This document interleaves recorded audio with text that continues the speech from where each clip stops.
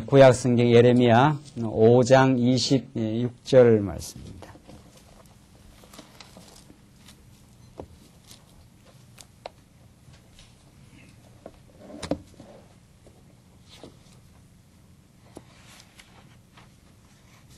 네, 차이신 줄 알고 봉독 드리겠습니다. 구약성경 예레미야 5장 26절 말씀입니다. 내 백성 너희 중에 악인이 있어서 내 새 사냥꾼의 매복함 같이 지키며 드슬로와 사람을 잡으며 조롱의 새들이 가득함 같이 너희 집들의 속임이 가득하도다. 그러므로 너희가 창대하고 거부가 되어 살찌고 윤택하며 또 행위가 심히 악하여 자기 이익을 얻으려고 송사 곧 과의 송사를 공정히 하지 아니하며 빈민의 송사를 공평히 판결치 아니하니 내가 이 일들을 인하여 벌하지 아니하겠으며 내 마음이 이 같은 나라에 보수하지 않겠느냐 여호와의 말이니라. 29절까지 봉독 우선 드렸습니다. 우리는 지금 예레미야서에 나타난 그 예언의 말씀, 남쪽 유다 나라가 하나님을 떠나 이방 신들을 섬기고 율법을 만홀히 여기는, 율법을 지키지 아니하는 그 죄악 때문에 하나님께서는 그들을 뽑아내시겠다. 뽑으심에 대한 지금 예언을 지금 공부하고 있습니다.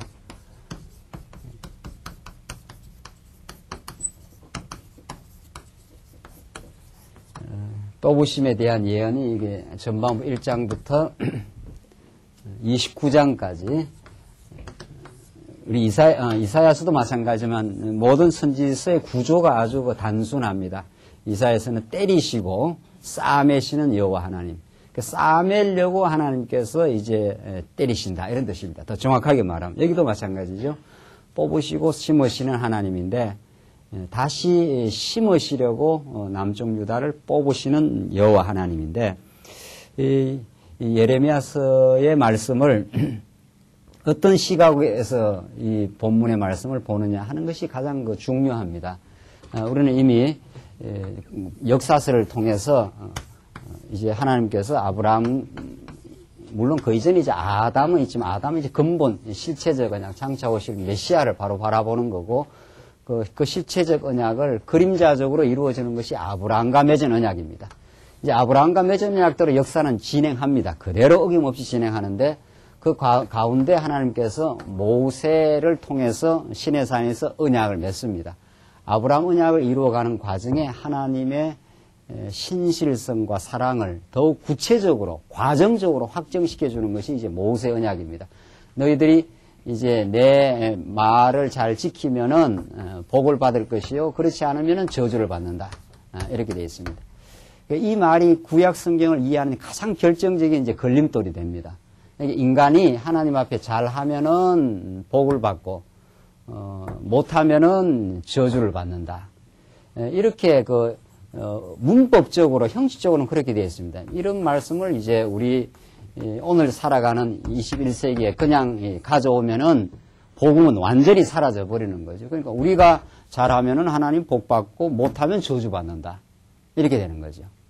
그러니까 성경학자들이 성경을 보다가 의도적으로 성경을 왜곡하는 것이 아닙니다. 세상에 사단의 자식이 아닌 다음에야 하나님의 백성인 다음에 어떻게 하나님의 말씀을 의도적으로 곡해를 하겠습니까? 그렇지 않습니다.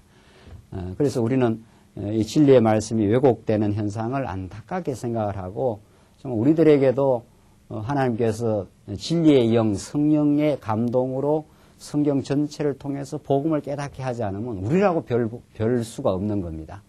왜냐하면 성경에 틀림없이 너희들이 잘 행하면은 복을 받고 잘 하지 못하면 저주받는다. 이런 게 명백하게 나와 있거든요. 문법적으로. 그러니까 이런 구약의 말씀을 깊이 있게 또 성경 전체의 구조를 통해서 또 전체 주제에 비추어서 그 본문을 해석하지 않으면 틀림없이 우리도 하나님 앞에서 잘하면은 복받고 못하면 저주받습니다. 이런 이야기가 여과 없이 나가버리게 되는 거죠. 그게 이제 본문의 참된 복음에 대한 왜곡으로 이제 떨어지는 거죠. 자, 그러니까 지금 우리가 공부하는 예레미야서는 이 모세의 이 말씀을 전제하고 있습니다.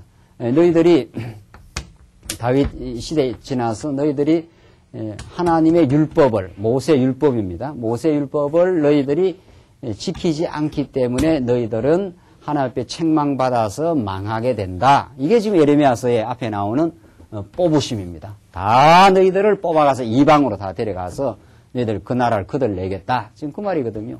왜냐하면은 너희들이 모세에게 준 그 율법을 안 지켰기 때문이다. 이렇게 됩니다.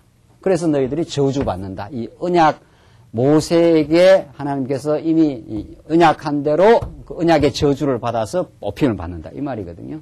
자, 이 본문의 말씀을 어떻게 해석할 거냐 이 말입니다. 그러니까 이런 본문도 바로 이렇게 바로 오게 되면은 우리가 하나님 떠나면은 저주받는다. 못 지키면 저주받는다. 이렇게 되어 있단 말이죠. 그래서 참 성경이라는 게 예레미야 한 권을 아무리 잘 분석한다고 해서 예레미야의 말씀에 복음적 의미를 깨닫는 게 아닙니다. 예레미야라는 이 예언서는 이미 창세기부터 에스더서까지 역사서 이 전체의 의미를 전제하고 있고 이 구약 전체는 신약에 전개되는 그리스도 사건을 바라보고 있습니다.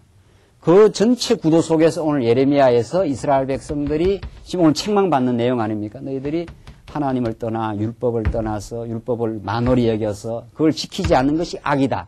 그래서 너희들이 지금 책망받아 망한다. 지금 그 말이거든요. 요 본문을 어떻게 해석할 거냐 이 말입니다. 그러니까 요 본문을 해석하려면 요 모세 언약을 우리가 잘 이해를 해야 됩니다. 그러니까 모세 언약을 이해한다는 게 잘 지키면 복이고 못 지키면 저주다. 이렇게 돼 있단 말이죠. 그러니까 하나님이 계시되는 게 아니고 내가 어떻게 하느냐에 따라서 복, 저주를 받는다. 이렇게 이 본문이 이제 해석되면은 거기에 따라서 예언서도 그렇게 이제 해석이 되는 거죠. 예언서도.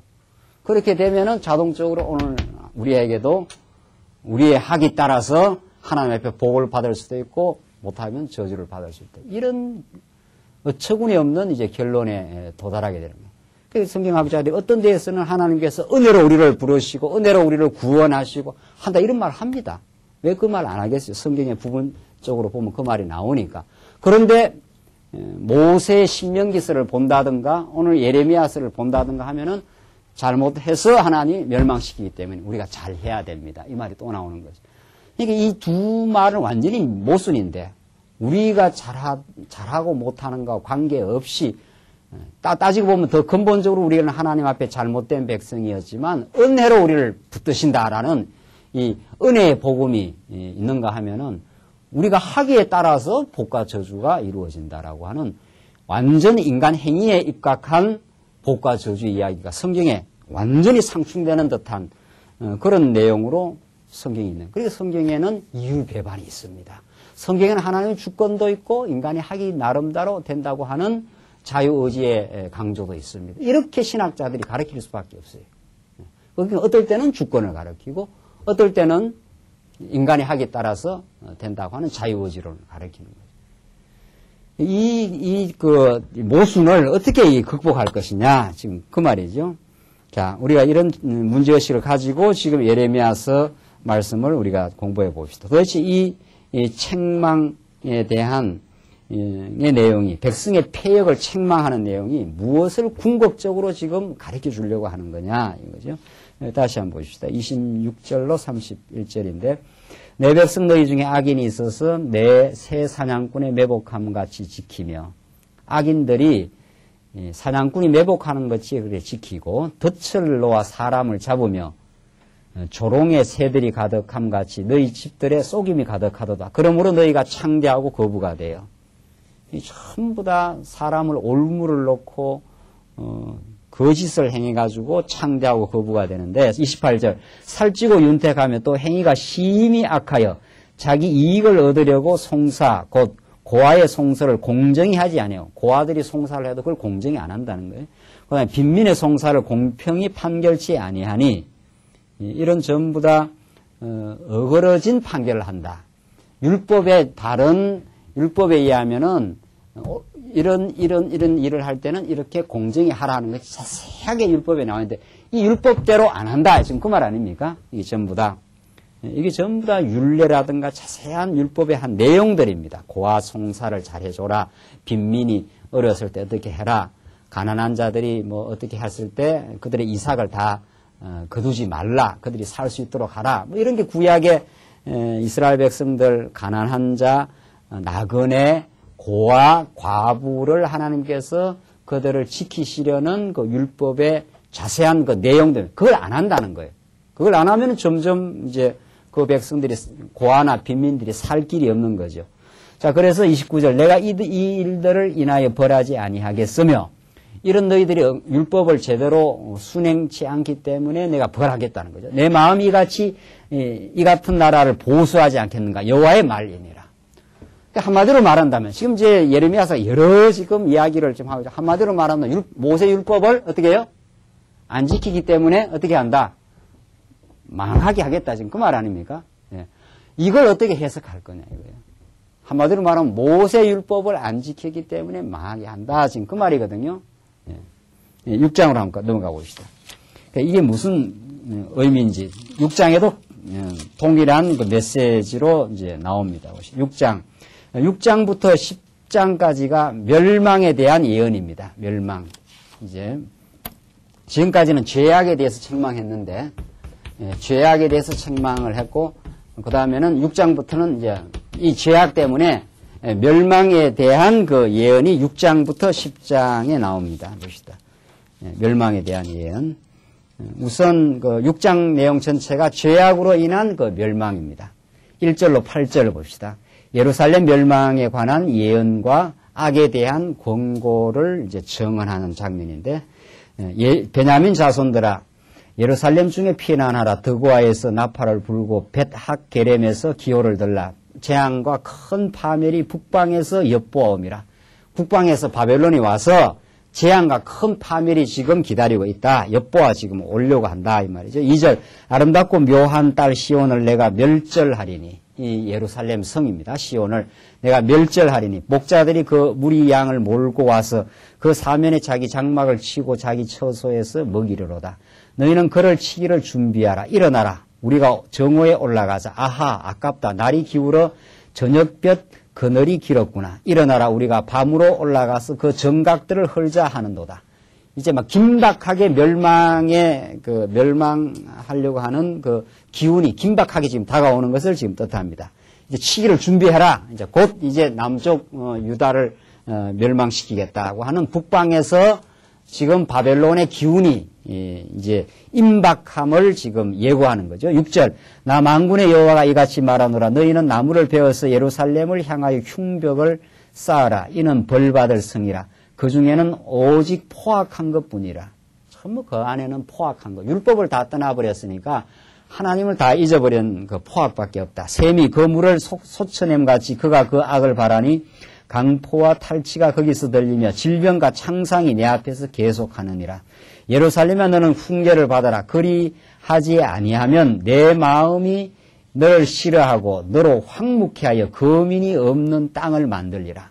거민이 없는 땅으로 완전히 뽑아내겠다. 하나님께서 지금 멸망을 지금 예고하는 거죠. 9절 계속 봅시다. 쭉 읽고 해석하십시다. 9절로 15절 보시면 남은 자를 멸망하라며 멸망한다고 하신 그 언약을 그 예언하는 건데 보십시다. 9절. 만군의 여호와께서 이같이 말씀하시되 포도를 땀같이 그들이 이스라엘의 남은 자를 말갛게 주우리라. 너는 포도 따는 자처럼 내 손을 광주리에 자주자주 놀리라 하시나니 내가 누구에게 말하며 누구에게 경책하여 듣게 할꼬. 보라, 거기가 할례를 받지 못하였으므로 듣지 못하는도다. 보라, 여호와의 말씀을 그들이 자기에게 욕으로 여기고 이를 즐겨 아니하니. 자, 지금 이스라엘 백성들 이렇게 계속 빗나갈 때입니다. 이전에 이미 이사야를 통해서 말씀을 전거했지 않았어요? 그래도 이 남쪽 유다가 하나님이 보낸 선지자의 말씀을 안 듣습니다. 그걸 절개 안 합니다. 그 말을 절개했으면 빨리 돌아올 건데 절개 안 하니까 계속 귀 멀고 눈 멀어가지고 지금 결국 파국으로 지금 가고 있다. 지금 예레미야는 남쪽 유다가 이제 멸망할 그 당시에 멸망 그 시대에 이제 예언을 받은 거니까 이사야는 그 전 100몇 년 전에 이미 앞으로 이렇게 망할 것이다 하는 그 예고를 했고 예레미야는 지금 곧 망한다 이런 이야기죠.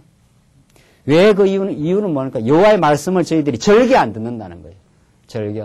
하나님께서 그 많은 율법을 주어서 율법대로 해야 되는데 율법대로 시행을 안 해요. 빈민의 송사를 어그러뜨리게 해버리고 고아가 송사하면 고아가 힘이 없지 않아요? 그러니까 그걸 제대로 안 해줍니다. 그래서 점점 율법을 어기는 그 일을 지금 행한다. 이래 되어 있습니다. 11절. 그러므로 여호와의 분노가 내게 가득하여 참기 어렵도다. 그것을 거리에 있는 아이들과 모인 청년들에게 부어리니 지아비와 지엄이와 노인과 늙은이가 다 잡히리로다. 하나님께서 이제 드디어 분을 발하시는데 어떤 사람 할 것 없이 지아비, 지엄이, 노인, 늙은이 모든 뭐 청년들, 아이들, 남녀, 노유할 것 없이 전부 이제 멸망의 멸망 대상이라 이 말입니다.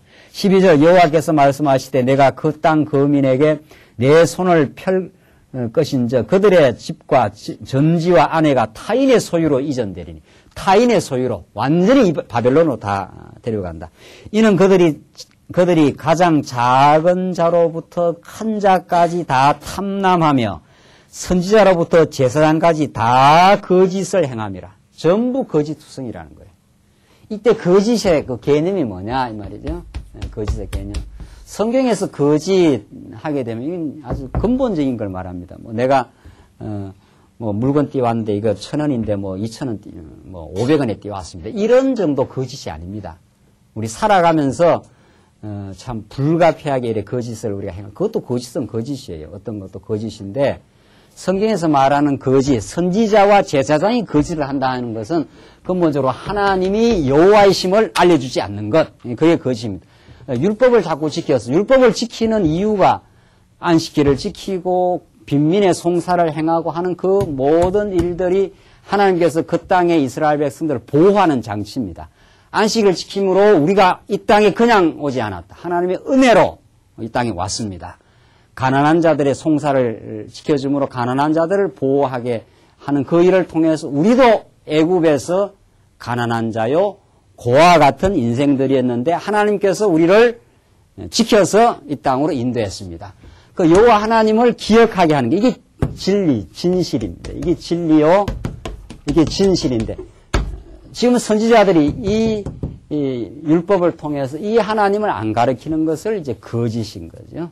하나님이 모든 걸 은혜로 우리를 인도하시고 보호하셨습니다. 이걸 안 가르친다는 거죠. 거짓은.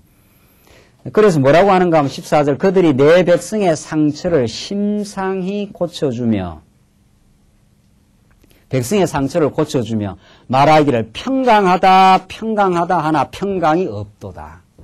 이 거짓 선지자들이 하는 이야기예요. 거짓은 지금 곧 망하거든요. 곧 이제 위로부터 가마솥이 기울어져 가지고 여기 이제 퍼붓게 되는데 엄청난 재앙, 한 나라가 완전히 뿌리 뽑히게 되는 지금 뽑히게 되는 그런 이제 그걸 앞두고 있는데 거짓 선지자는 그걸 경고 안 해준다 이 말입니다. 뭐라고 이야기해 준다는 거예요? 오히려 뭐라고 그럽니까? 평안하다 평안하다 이제 그렇게 이야기해 준다는 거예요. 이게 거짓 선지자들의 내용입니다. 그러니까 참 선지자 예레미야는 곧 망한다. 지금 그걸 말해준 거 아니에요? 너희들 지금 하나님 떠나기 때문에 망한다. 그래서 예레미야가 고난을 겪게 됩니다. 고난을 겪게 됩니다. 이걸 사도 바울이 뭐라고 디모데 후서에서 말합니까? 때가 이르려니 사람들이 기가 가려워서 한번 찾아봅시다. 디모데 후서 4장 3절. 이건 한번 확인하오죠. 구약이나 신약이나 동일합니다. 디모데 후서 4장 3절 한번 확인해 봅시다. 4장 2절부터 한번 보실까요? 사도 바울이 어린 디모데 제자에게 마지막으로 정말 애절하게 권면하는 내용의 마지막입니다. 디모데 후서 4장 2절입니다. 너는 말씀을 전파하라. 때를 어떤지 못 어떤지 항상 힘쓰라. 범사의 오래 참음과 가르침으로 경책하며 경계하며 권하라. 그러니까 어디에서 환경이 좋든 어렵든 어디에서도 말씀을 전파하라. 3절 보시면 그 전파를 하는 그 상황을 말해줍니다. 복음이 전파되는 상황이 어떤지를 사도 바울이 말하는데 때가 이르리니 사람이 바른 교훈을 받지 아니하며 이렇게 되어 있어요. 바른 교훈, 복음을 받지 않는다는 거예요. 복음을. 우리는 복음을 전해주면 다 좋아할 것 같지만은 좋아하는 사람이 딱 정해져 있습니다. 오늘 여러분과 저처럼 복음을 전해주면, 야, 이 정말 하나님께서 살아계시고 정말 내게 어려움을 주신 분도 하나님이고 지금 만약에 어려움이 있어도 그것이 내한테는 복이 되려고 어려움을 주셨구나. 이게 이제 복음을 듣는 건데 이게 아무나 듣는 게 아니라는 거예요. 이 말씀 듣고 이 말씀을 전파해 보지 않아요? 내가 이렇게 듣고 좋았으니까 딴 사람도 들으면 굉장히 좋아할 게 천만의 말씀이에요. 듣고 받아들이는 사람이 있지만 오히려 아니라는 사람이 많다는 거죠. 이 본문이 그래요. 사람이 바른 교훈을 받지 어떻게 해요? 아니하며 귀가 가려워서 귀가 가렵다는 것은 아주 자기 유익을 듣는 귀가 발달됐다 이런 뜻이에요. 그래서 귀가 가려워서 자기의 뭐라고 되어 있습니까? 사욕을 쫓을 스승을 많이 두고 이렇게 되어 있어요.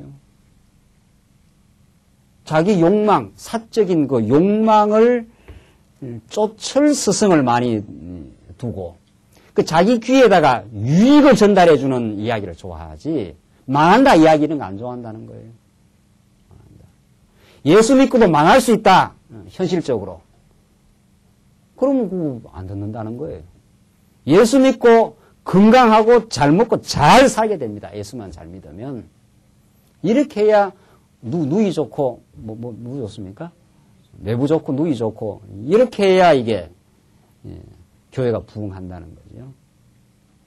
그래서 또 그 길을 진리에서 돌이켜 허탄한 이야기를 쫓으리라 이렇게 되어 있습니다.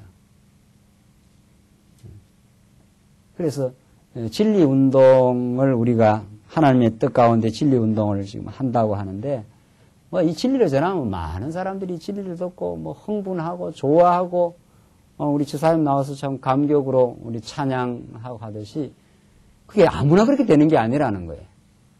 전파하면 다 이 말씀 듣고 맞다 말이죠. 그렇게 하는 게 아니에요. 하나님께서 이 말씀을 듣고 이제 영원한 천국에 갈 때까지 하나님 광야길을 인도하시면서 우리의 허탄한 그 옛사람을 무너뜨리면서 고난의 풀물을 지나가게 하면서 하나님의 살아계심과 하나님만이 능력자이심과 하나님의 능력이 아니면 우리가 살 수 없다는 걸 끊임없이 깨닫게 하는 그 교육의 연단을 우리가 지금 거쳐가는데 그걸 사람들이 싫어한다는 거예요. 예수 믿고 다 편리하게 내 원하는 대로 내 소원을 성취하는 그런 예수를 믿고 싶다는 거죠. 그런 가짜 예수를 전하면 오히려 사람들이 좋아한다는 거죠. 지금 평안하다. 거짓 선지자들이. 참 선지자는 너희들 곧 망한다. 너희들 하나님 떠났기 때문에 망하게 된다. 물론 망하는 걸로 끝나지는 않죠. 망하는 그 뽑힘을 당하는 어려움을 겪지만은 너희들 다시 진멸하지 않고 돌아오게 된다. 이 소망의 메시지가 물론 있어요. 그러나 과정에서는 한번 망하게 된다. 그 말이죠. 예수님이 그냥 부활하지 않아요. 십자가를 거쳐 그 고난을 거쳐 3일 후에 부활을 하나님께서 하게 하심으로 진리의 승리를 외친 것, 드러낸 것처럼 우리 이 땅에 사는 삶, 우리 신앙의 진지한 성숙의 길을 가운데 우리의 소원대로 하나님께 해주지 않습니다. 오히려 우리의 과거의 허탄한 소원, 내 자신의 영광을 위해서 살고자 하는 마음, 내 편리한 대로, 내가 원하는 대로 하는 그건 하나님께서 오히려 막으시고 내가 원치 않았던 고난의 길을 가기도 하고 원치 않았던 질병에 걸리기도 하고 원치 않았던 가난을 우리가 겪기도 하고 원치 않은 갈등을 겪기도 하면서 오히려 하나님 앞에서 자신을 돌아보고 새롭게 하나님을 의지하는 신앙의 복을 우리가 누리게 되는 거죠. 그러니까 이 거짓 선지자들이 평안하다. 그렇게 해주면 사람들이 오히려 더 좋아하고 예레미야가 너희들 망한다 하는 소리는 사람들이 싫어해서 예레미야를 막 핍박을 하고 이제 조금 뒤에 가면 나옵니다. 그렇게 한다는 거예요. 자, 이게 얼마나 중요한 이야기입니까? 평강하다 하나 사욕을 쫓을 스승을 많이 주어서 자기 욕망을 부추기고 자기 욕망을 채워주는 사람들에게 사람들이 많이 때가 이르면 가게 된다. 그래서 디모데야 너 고난을 겪을 각오를 해라. 이 길이 좁은 길을 가게 될 것이고 사람들이 과정적으로는 싫어하는 소리를 너는 전달할 수밖에 없다. 예수 믿고도 어려움이 있을 수 있습니다. 그러나 그 어려움이 오히려 우리에게 복이 됩니다. 라는 그 하나님이 하시는 섭리를 액면 그대로 전달해 줘야 되는 그 어려운 길을 가야 된다. 이게 바울이 참 진리의 길을 가야 할 디모데에게 가르쳐 준 건데, 오늘 본문의 말씀이 상처를 고쳐주며 말하기를. 그러니까 상처도 고쳐줘요. 그러니까 아주 위로도 해줘요. 그러니까 이 거짓 위로가 얼마나 많으냐 말이죠. 하나님과 떠나는 쪽으로 위로를 해줄 수가 있다는 거죠. 하나님의 말씀으로 위로를 받고 하나님 앞에 서는 인생을 만드는 게 아니라 인간적 위로를 통해서 점점 괜찮다, 평안하다 말이죠. 너 문제가 없다. 이렇게 해줌으로 오히려 그 영혼이 하나님을 떠나는 길로 만들 수가 있다는 거죠. 그래서 평강하다 하나 평강이 없도다. 실제는 평강이 없다. 이게 지금 예레미야가 가르치는 말씀입니다. 거짓을 말한다는 거죠.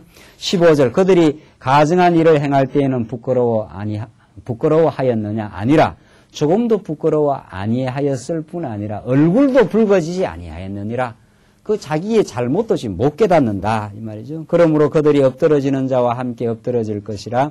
내가 그들을 벌하려니 그때 그들이 거꾸러지리라. 여호와의 말이니라.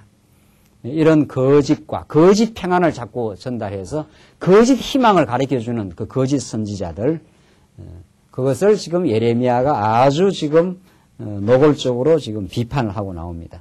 16절을 보십시다. 16절로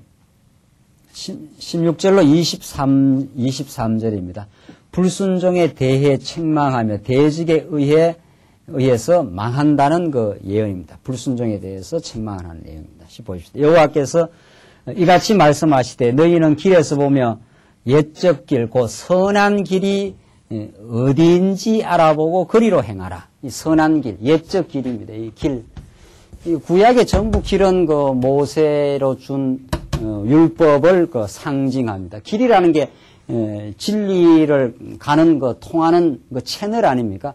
하나님과 연결되는 하나님을 알게 되는 길이 율법입니다. 그러니까 율법을 지켜야 하나님의 은혜를 알게 됩니다. 이스라엘 백성들이 범죄했을 때 양을 한 마리 성전에 가져와서 율법에서 하라는 그대로 그걸 하면은 하나님의 은혜가 임하고 하나님과 소통되는 그 길이 열리는 거죠. 그러니까 율법은 하나님을 가르쳐주는 길이요, 궁극적으로 언약이라는 거죠.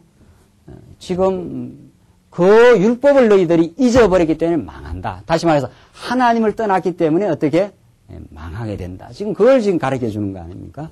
그래서 그 선한 길이 어디인지 알아보고 그리로 행하라. 너희 심령이 평강을 얻으리라 하나.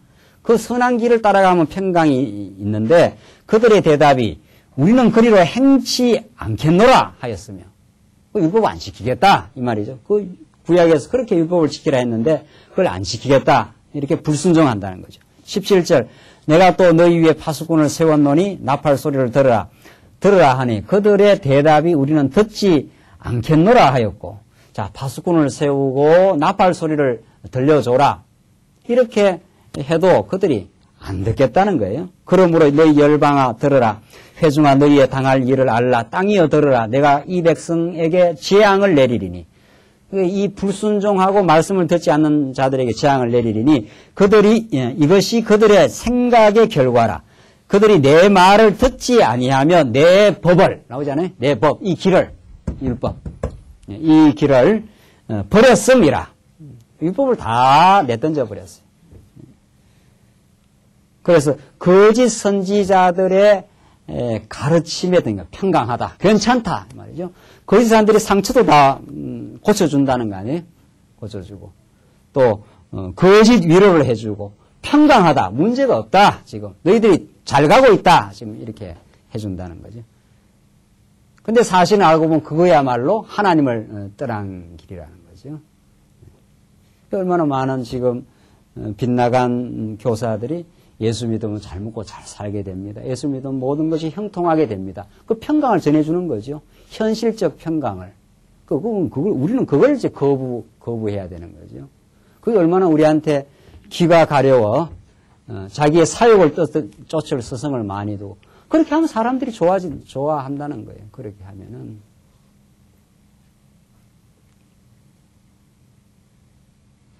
20절 시바에서 유향과 원방에서 향품을 내게로 가져오면 어찌미뇨 나는 그들의 번제를 받지 아니하며 그들의 희생을 달게 여기지 않노라. 그러므로 나 여호와가 이같이 말하노라. 보라 내가 이 백성 앞에 거침을 두리니 아비와 아들들이 한 가지로 거기 거쳐서 넘어진다는 거죠. 이웃과 그 친구들이 함께 멸망하리라. 이런 거짓 선지자들의 거짓 위로와 거짓 평강을 듣고 지금 안주하고 있는 그들에게, 율법을 떠난 그들에게 하나님께서는 이제 멸망을 선포하겠다. 지금 22절 계속 보십시다. 22절로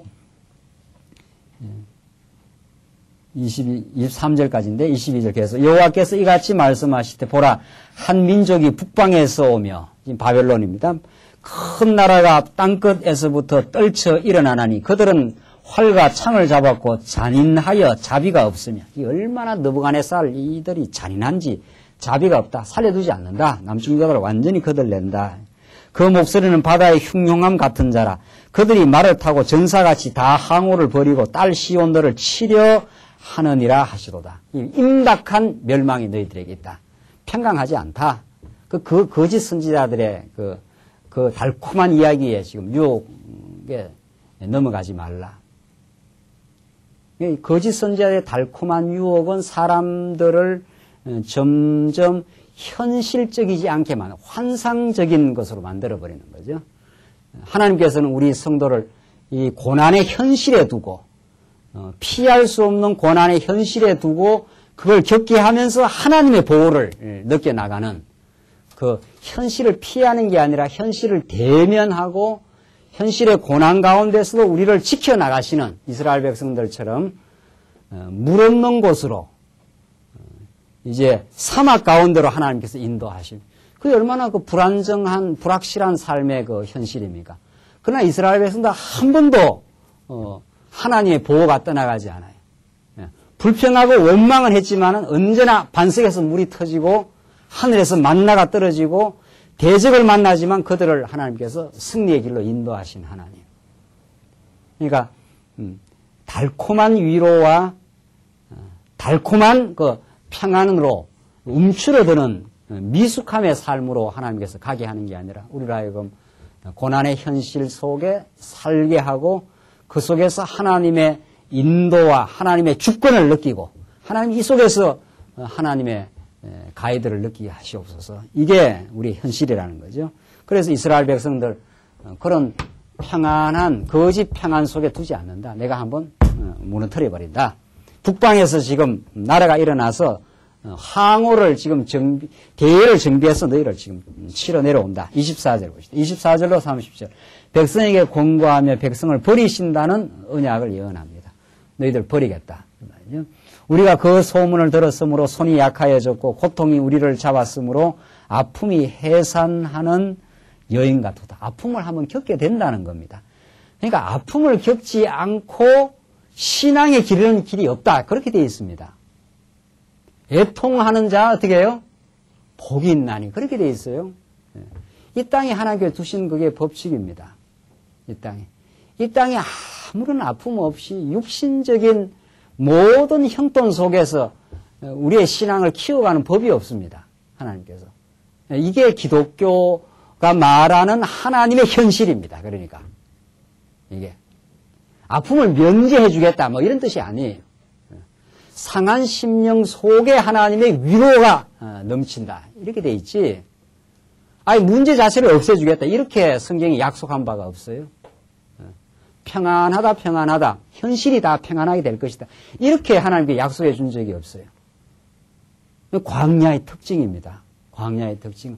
광야는 걸어가야 하고 목마름을 겪어야 하고 또 비바람을 맞아야 하고 그 속에서 하나님의 넘치는 위로와 인도함이 있는 곳, 그 속에서 절실한 하늘에서 불기둥이 내려오고 하늘에서 구름 기둥이 내려와서 어디를 가야 할 바를 모르는 그 상황 속에서 하나님의 인도가 나타난다는 거죠. 그래야 하나님을 우리가 믿는 그 재미를 느낄 거 아니냐 말이죠. 모든 게 내 계획대로 내가 원하는 대로 쭉쭉 빠져나가면 하나님 믿겠어요? 안 믿습니다. 여러분과 제가 여기 안 앉아 있습니다. 우리 원하는 대로 됐으면은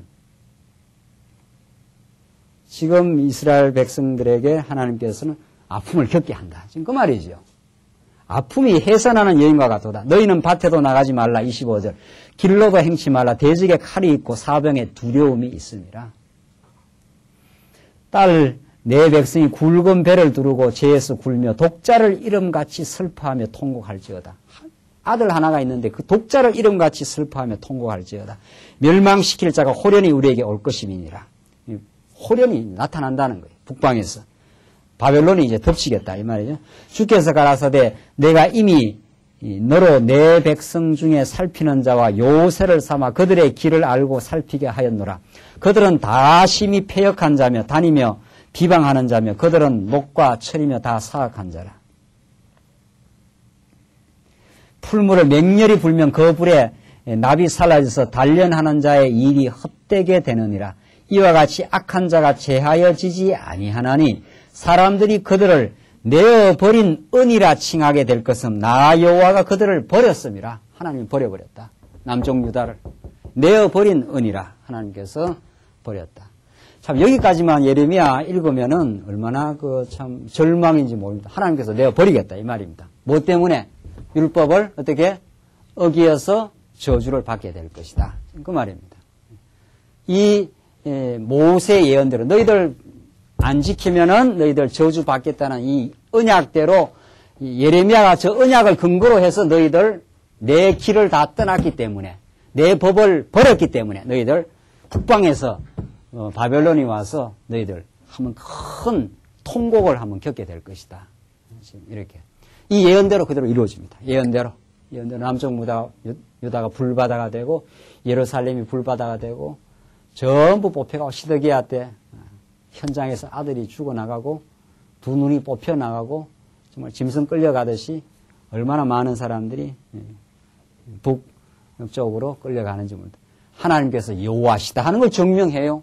예언 약속한 대로 남쪽 유다가 하나님을 떠나가고 너희들 들어가면은 배부르고 살쪄서 나를 떠나가게 될 것이다. 그러면 너희들 망하게 된다. 다 흩어버리겠다. 한 대로 약속대로 돼요. 약속대로. 이걸 어떻게 해석하느냐면 약속대로 됐지 않았어요. 약속대로 남쪽 유다. 이 말씀을 신약의 말씀으로 성화시켜서 우리에게 해석하지 않으면 우리가 얼마나 하나님 떠나서 많이 살 때가 많습니까? 잊어버리고 살 때도 많고 오늘 오후 예배 이렇게 왔어도 빨리 마치면 어디 가야 되는데 하고 이렇게 생각할 수도 있고 예배 시간에 하나님 우리가 중심으로만 사느냐 말이죠. 우리 인간의 육신인지라 하나님 잊어버리고 살 때도 많고 미래 염려할 때도 많고 합니다. 그러면 다 하나님 다 떠났으면 다 멸망해야 되잖아요. 그런데 우리는 멸망 안 하잖아요. 하나님의 사랑의 징계는 있어도 지금 여기서 율법 어기면은 저주받아 너희들 완전히 내어버린 바 된 내어버린 은이 될 것이라. 누가 나중에 내어버린 은이 되느냐 말이죠. 이 모든 이스라엘 백성들의 범죄, 아브라함 때부터 시작된 범죄. 그러니까 성경의 창세기부터 말라기까지 이스라엘 백성들의 대부분의 내용들이 약속이 큰 줄기고 약속대로 하나님께서 이루어진다는 거고 구체적 내용은 다 뭡니까? 성경의 구체적 내용들은 아브라함 불신앙하고 이삭도 마찬가지로 그 아비의 뭐예요? 아들이라서 불신앙하고 야곱은 아예 사기꾼이고 말이죠. 얼마나 사기꾼 치고 돌아오면서 많이 깨닫고 나면서 네가 앞에 나가라 나는 치면은 내가 도망치겠다 말이지. 이 이스라엘 열조가 다 그래요. 그것뿐이냐 말이죠. 광야에서 이스라엘 하나님께서 다 광야에서 인도하고 홍해바다를 건너서 시내 산으로 다 인도했는데도 또 뭘 섬겨요? 금송아지 섬기고 조금만 가면은 물 없으면 물 없다고 원망. 조금만 가면 어디로 또 가겠다. 예? 조금만 힘들면 어디로 가겠다. 그냥 애국으로 돌아가겠다. 하나님이 얼마나 그들의 많이 행위대로 갚으시면은 이스라엘은 살아남겠어요? 예, 여러분과 저 만약에 행위대로 하나님께서 치시겠다고 치면은 여기 존재가 불가능합니다. 하나님이 어떻게 이스라엘 백성을 업어가지고 홍해를 건너 시내산에서 사랑의 약속을 다 해주고 너희들 안 망한다. 범죄하면은 이렇게 하면은 내가 너희 다 용서해 주겠다는 사랑의 언약까지 다 했는데 조금만 가면 힘들면 애국으로 가겠다는 거예요. 이걸 어떻게 말려요? 그게 이스라엘 백성들 한 일들입니다. 뭐 우리가 한 일이 있어요? 우리가 하나님 앞에 한 일이 있냐 말이죠. 은혜로 이 자리에 왔고 은혜의 감격 따라서 우리가 정말 교회를 섬길 마음이 있어서 참 이렇게 기쁨으로 섬기며 하나님의 은혜가 우리를 인도했습니다. 만약에 내버려뒀으면 이스라엘 백성들 살아남지 못합니다. 그 모든 이스라엘 백성들의 죄악을 장차 메시아가 걸머지고 언약대로 지금 저주받을 걸 뭐하고 있습니까? 예언하고 있어요. 지금 언약하고 있어요. 그렇게 이 구약의 모든 모세의 언약과 선지자의 글이 누구를 가리켜 기록한 것이라? 예, 메시아를 가리켜 나를 가리켜 기록한 것이라. 예수님이 하시는 말씀이에요. 그래서 예수님이 내어 버린 밥, 하나님 앞에 버림을 받았잖아요. 엘리 엘리 라막 사막다니 어찌하여 나를 버리셨나이까. 그렇게 버려지심으로 하나님은 구약에도 여호와로 이스라엘 백성들을 인도하신 하나님이 우리 신약시대 때 예수는 그리스도로 하나님의 아들을 십자가에 내어버려 우리의 모든 죄를 속해내시고 우리를 은혜로 지금 붙들어서 지금 이 자리에 서게 했어요. 하나님 죄값대로 우리를 치신다면 이스라엘 백성들처럼 동일한 백성들이야. 하나님이 길을 잃어버리고 그렇게 자세하게 율법을 가르쳐줘서 나를 기억하며 살아라 했는데 기억 안 해요. 기억 안 한다고요. 그런 백성들을 하나님께서 지키고 보여요. 그러니까 구약에 때리시지만 뽑으시지만 어떻게 해요? 다시 하나님의 약속과 긍휼이 있어서 그들을 돌이키게 하시는 내용. 그 모든 것들이 메시아에 대한 예언이라 이렇게 안 보면 이렇게 해석을 안 하면 예레미야서는 전부 우리한테 저주와 멸망의 메시지로 다가옵니다. 잘못하면 다 버리겠다는 거예요. 그럼 잘못한 게 한두 가지라 해야지 하나님 앞에서. 근데 뭐 눈치로 보니까 그렇게 공감 안 하시는가 봐요. 나 잘못한 게 별로 없다 말이에요. 하나님 잘 생겼다고 생각합니까? 뭐 시시때때로 하나님 우리 버리고 삽니다. 시시때때로 염려하지요. 걱정하지요. 속으로 미워하지요. 뭐 다 불만족할 때도 많지요. 7장 보시다. 7장 외식으로 인한 멸망인데 7장 1절로 11절인데 전에 성전인데 전에 계실 것을 예언하며 외식적인 행위에 대해서 이제 책망을 하는 내용입니다. 1절로 11절. 여호와께로서 예레미야에게 말씀이 임하니라. 가라사대 너는 여호와의 진문에 서서 이 말을 선포하여 이르기를. 여호와의 진문, 이 성전 앞에 서서 선포하라는 뜻인데 여호와께 경배하라. 이 문으로 들어가는 유다인아 다 여호와의 말씀을 들으라. 만군의 여호와 이스라엘의 하나님이 이같이 말씀하시되 너희 길과 행위를 바르게 하라. 그리하면 내가 너희로 이곳에 거하게 하리라. 너희는 이것이 여호와의 전이라 여호와의 전이라 여호와의 전이라 하는 거짓말을 믿지 말라. 이 말이 무슨 말인가 하면 이게 여호와의 전이다. 우리는 안 망한다. 지금 그런 뜻이다. 그런 말 믿지 말라.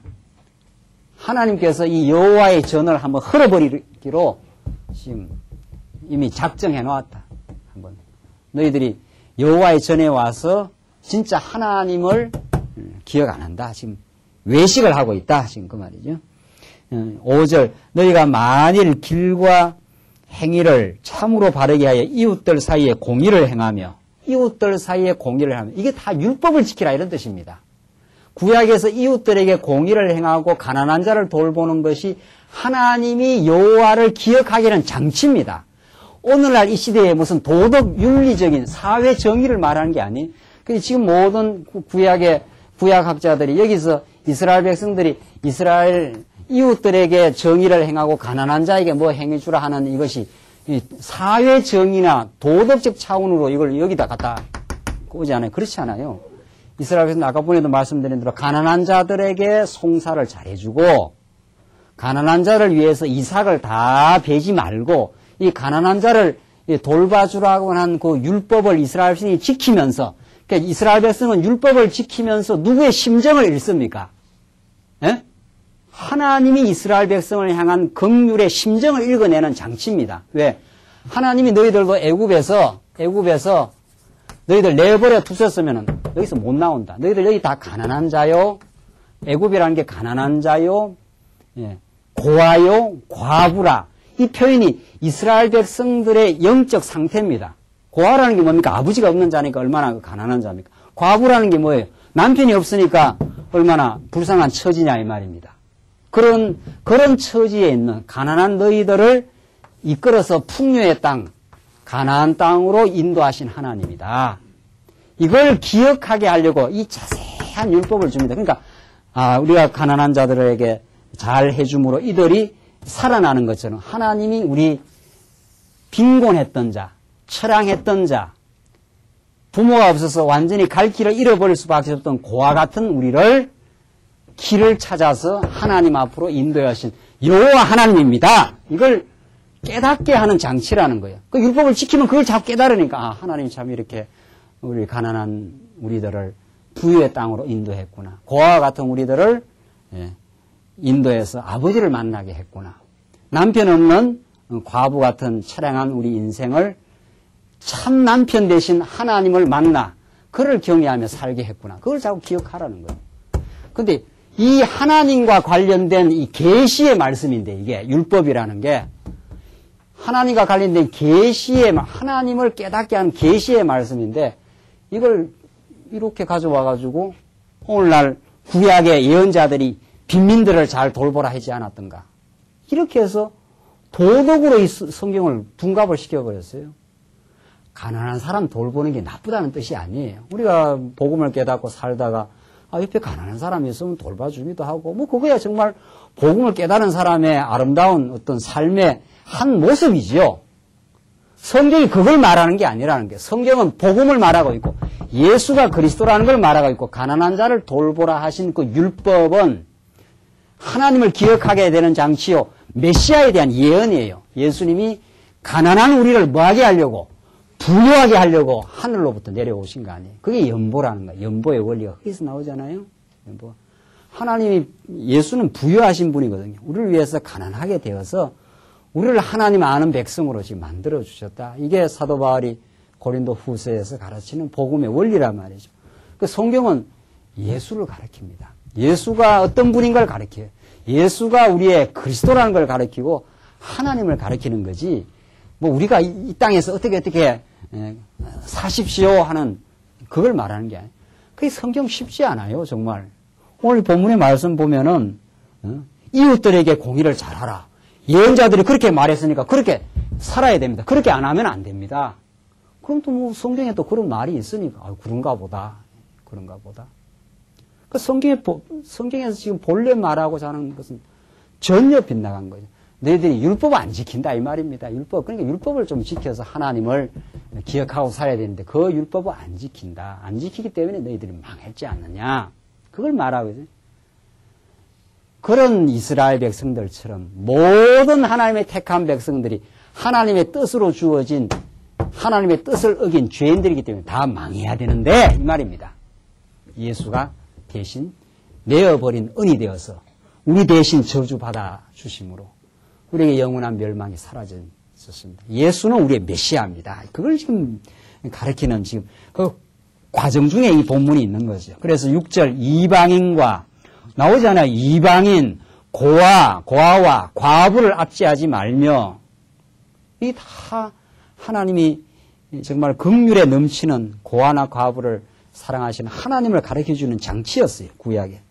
압제하지 말며 무죄한 자의 피를 이곳에서 흘리지 아니하며 다른 신들을 쫓아 스스로 해하지 아니하면 내가 너희를 이곳에 거하게 하리니 곧 너희 조상에게 영원 무궁히 준 이 땅이니라. 그 율법 잘 지키면 이 땅에서 영원 무궁하게 살게 해주겠는데 실제는 너희들이 율법을 다 어기고 율법에서 고아 과부 잘 돌보라 했는데 그걸 안 한다는 거예요.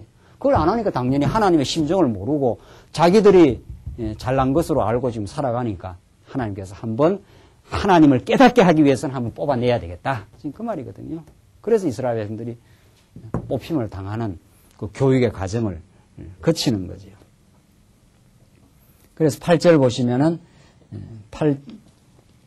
8절 봅시다. 8절 계속해서 8절 너희가 무익한 거짓말을 의뢰하는도다. 너희가 도적질하며 살인하며 간음하며 이게 다 모세 십계명을 다 어긴 거죠.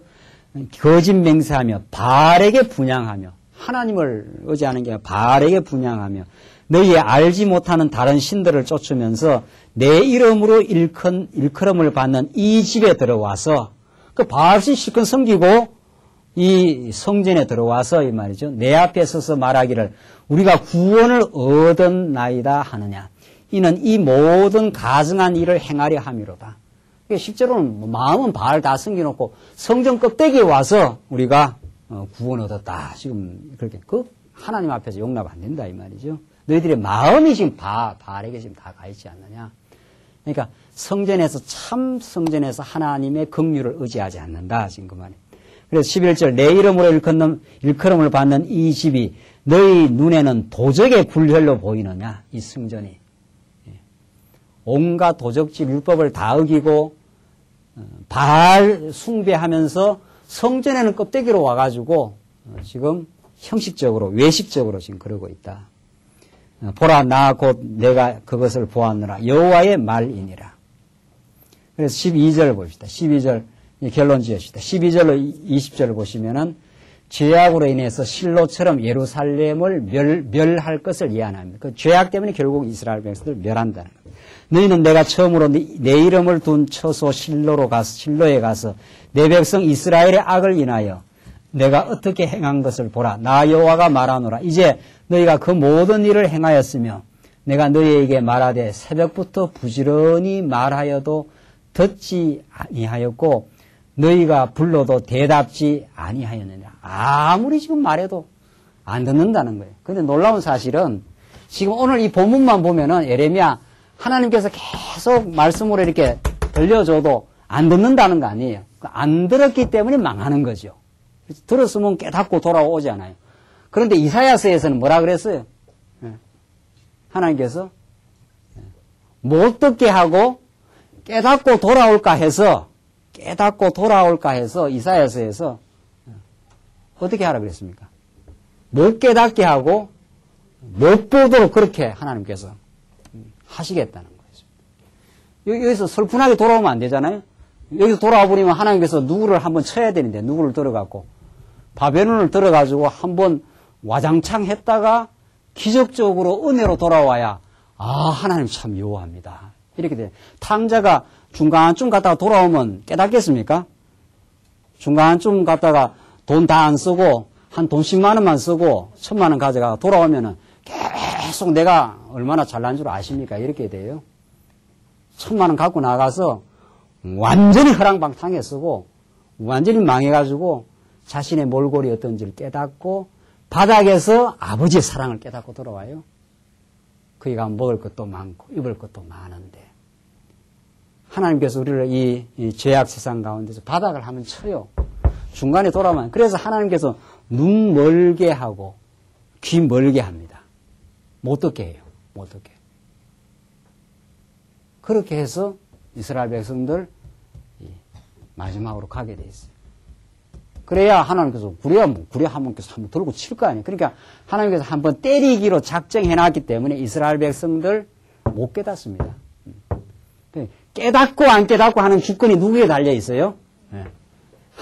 전날에 여러분들 왜 못 깨달았습니까? 성경 다 받지 않았어요. 성경 열심히 읽으라 해서 하루에 석 장씩도 읽고 넉 장씩도 읽고. 왜 못 깨달았어요? 저도 아무리 마태복음 읽을 때 마태복음 5장 읽는데 말이죠. 마음으로 음욕만 품어도 어떻게 해요? 간음하지 말라. 마음으로 음욕도 품지 말라. 저는 그렇게 보이더라고요. 그러니까 마음으로도 음욕을 품지 말아야 되겠구나. 성경이 안 보여요. 자기 의의로 성경을 보니까 성경이 안 보이죠. 하나님께서 성경을 깨닫게 해야 깨닫습니다. 정말 여러분과 제가 오늘 이 예레미야서의 언약대로 이스라엘 백성들 저주받아 내어버려진 바 된 은희되게 멸망시켜버리겠다는 것은 구약으로 말하면 범죄에서 율법 어겨서 망한 거예요. 그러나 이것이 장차 오실 메시아 사건에 적중되어서 이스라엘 백성들의 그 불순종, 완악함, 이스라엘 백성들의 불순종과 완악함이 누구의 완악함이냐 말이죠. 우리의 완악함이 하나님께서 눈물게 했을 때 우리가 얼마나 하나님 떠나서 방황하고 완악하고 말이죠. 하나님 그렇게 뜻을 가르쳐줘도 잘 못 들어요. 깨닫게 하지 않으면.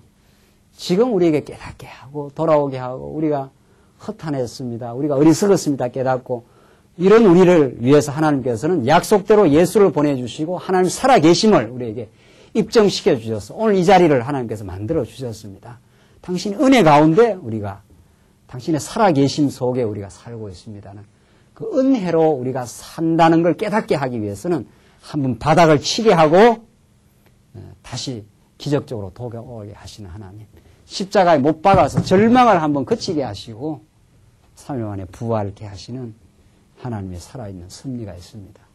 여러분과 제가 의로 와서 이 자리에 있는 게 아닙니다. 참 하나님께서 은혜의 말씀을 부르시고 우리 눈을 열어주시고 오늘 본문에서 살아계신 하나님. 장차 우리를 위해서 저주받은 바 되실 메시아를 보내주시는 그 긍휼과 신실하신 하나님이 계시기 때문에 오늘 우리가 이 자리가 있습니다. 주께서 우리를 말씀으로 부르시고 주 안에서 참 은혜에 감격 따라 섬기시는 복된 삶이 있으시길 바랍니다. 기도하십시다. 우리 자비하신 하나님 아버지, 이스라엘 백성의 완악함과 어리석음이 하나님의 작정한 계획이요. 그들이 바벨론에서 붕괴되고 뽑힌바된 그 파국을 결국 겪지만 하나님은 그들을 아주 진멸하지 아니하시고 돌아오게 하시는 여호와의 심을 증명해 주셨습니다. 하나님 지금도 살아계셔서 우리의 죄값대로 갚지 아니하시고 약속대로 그리스도를 보내주셔서 그리스도의 지체로 우리가 살게 하는 이 놀라운 복 가운데 주심을 감사합니다. 그 은혜가 우리의 삶을 지배하게 하셔서 이제는 전날의 허탄한 삶을 반복하는 것이 아니라 하나님을 범사에 인정하고 참으로 주를 바라보며 우리 지체들을 믿음과 사랑으로 섬기며 사는 참 거룩한 길을 가게 하시옵소서. 예수님 이름으로 기도합나이다. 아멘.